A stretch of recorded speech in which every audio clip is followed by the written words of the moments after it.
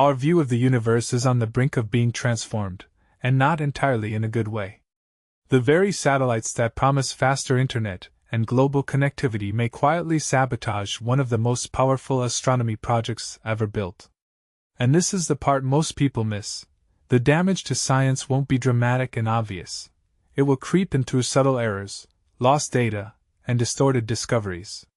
Scientists have just released a detailed report on how low Earth orbit, LEO, satellite constellations are expected to interfere with ground-based optical astronomy at the Vera C.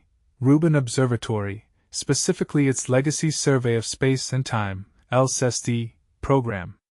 This 10-year survey will repeatedly image the entire southern sky with unmatched depth and breadth, opening the door to breakthroughs in areas like dark matter, dark energy, near-Earth asteroids, the structure of the Milky Way, and rapidly changing cosmic events like supernovae and gamma-ray bursts. LSST is also uniquely powerful for studying objects with very low surface brightness, extremely faint features that are invisible to most current ground-based sky surveys. What this new report is about. The report, titled Report on LEO Satellite Impacts on Ground-Based Optical Astronomy for the Rubin Observatory LSST, brings together the work of a group of scientists who met at a 3-day workshop at UC Davis in August 2025. It includes authors from institutions such as the University of California, Davis, and the University of Massachusetts, Amherst, and is freely available as an open-access preprint.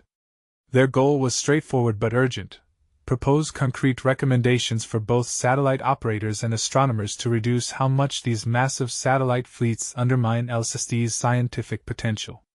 What's especially striking, and maybe a bit alarming, is that representatives from multiple satellite companies were invited to contribute, but only a single engineer from SpaceX chose to attend. That raises a controversial question. If most of the industry doesn't actively engage with astronomers now, who will be held responsible if future discoveries are lost or corrupted because of avoidable satellite interference? Why LSST matters so much. The Vera C. Rubin Observatory recently achieved first light, meaning it captured its first astronomical images, marking the beginning of an extraordinary new era in sky surveys.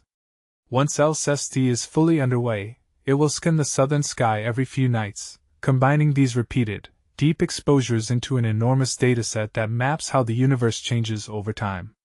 This living map of the sky will be a gold mine for science, tracking potentially hazardous asteroids, tracing faint tidal streams around galaxies, probing dark energy through subtle statistical patterns, and catching brief, explosive phenomena that might otherwise be missed entirely. One of LSST's unique strengths is its ability to reveal faint, extended structures, things like wispy galaxy outskirts, delicate tidal tails from gravitational interactions, and diffuse, intra-cluster light, spread between galaxies and clusters. These features are crucial clues for understanding how galaxies form, evolve, collide, and assemble into larger structures across cosmic time. But here's where it gets controversial. The same design choices that make LSST incredibly sensitive to faint signals also make it especially vulnerable to pollution from satellite streaks. The growing satellite problem. Right now, there are already more than 10,000 satellites orbiting in low Earth orbit, and projections suggest that number could exceed 100,000 by around 2030, only halfway through LSST's 10-year observing campaign. Each of these satellites can leave bright or faint streaks in long-exposure astronomical images as they move across the telescope's field of view. These streaks don't just cover up interesting objects.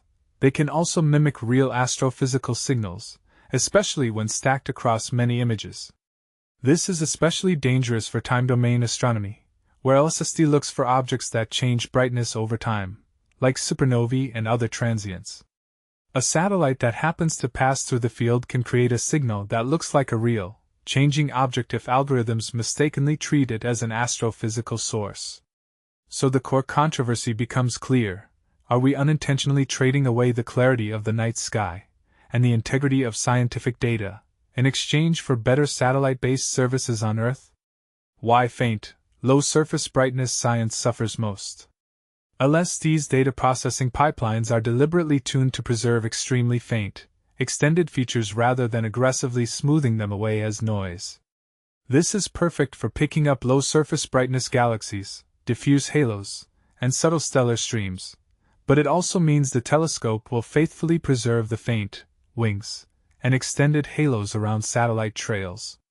While the bright central cores of satellite streaks can often be detected and masked, their broader, fainter outer regions can extend across multiple arc minutes on the sky and are much harder to remove cleanly.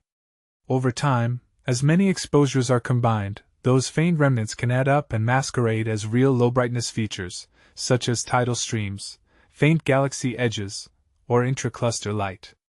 And this is the part most people miss. The damage isn't just obvious bright lines ruining a pretty picture, it's subtle, statistical contamination that can warp scientific conclusions. Why this matters for cosmology and galaxy evolution. The detailed analysis of these ultra-faint structures is one of the keys to testing theories of cosmology and galaxy formation. For example, the distribution and brightness of tidal streams around galaxies can reveal how often galaxies merge, how dark matter is distributed, and how clusters build up over billions of years. If satellite streaks are misinterpreted as genuine features, or if scientists are forced to throw away contaminated data, some of the most ambitious cosmological tests planned for LSST could be weakened or biased. The report's authors ask a critical question: what can both satellite builders and scientists do, right now, to prevent this loss of scientific potential? Should the burden fall more on industry, through stricter regulations and design constraints, or more on the scientific community, through better algorithms and observing strategies? Or is the only realistic path forward a shared responsibility that some stakeholders are still reluctant to accept? Looking at the full satellite life cycle.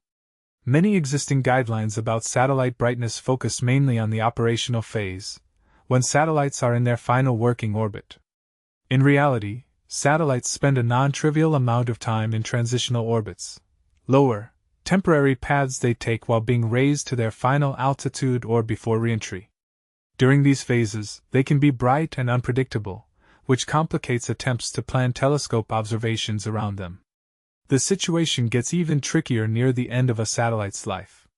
When a satellite is intentionally deorbited and burns up in Earth's atmosphere, it can produce bright, fast-moving streaks in the sky. By around 2030, models suggest there could be roughly 50 satellite launches and 50 deorbits per day, meaning a constant flow of bright, transient streaks whose timing and positions are not always accurately known in advance. That raises a provocative question: should regulators insist that brightness limits and tracking requirements apply not just during routine operations, but from launch all the way through reentry? The case for lower satellite altitudes. One of the more counterintuitive recommendations in the report is that companies should favor lower orbital altitudes for their constellations, even though lower satellites are often brighter and produce slightly broader streaks in images. The reasoning is that satellites closer to Earth move faster across the sky, so each individual satellite spends less time crossing LSST's field of view. For example, if the entire Starlink V2 constellation were lowered from about 550 km altitude to around 350 km, the number of bright satellites passing through LSST's field at any given time could drop by about 40%. At the same time, satellites in lower orbits experience more atmospheric drag and therefore have shorter lifetimes, which some companies see as a disadvantage because it means more frequent replacements. However, there is an additional benefit to lower orbits from an imaging perspective: the light from these satellites is more defocused on the telescope's detector. That spreads their light over a larger area, so any single pixel collects fewer photons from the satellite, reducing the intensity and impact of each trail on the final image. This trade-off, shorter satellite lifetimes and more drag versus less damage to scientific data, could become a major point of debate between astronomers, regulators, and satellite operators. How faint should satellites be? The authors recommend that satellites be kept fainter than magnitude 7 in the V-band, a standard optical band used in astronomy. This brightness threshold is linked to the performance of image detectors and the ability to correct for crosstalk artifacts, which are ghost-like images of bright sources that appear elsewhere on the detector. When satellites stay below this brightness level, it becomes much easier to correct for these artifacts and prevent them from propagating through data processing pipelines,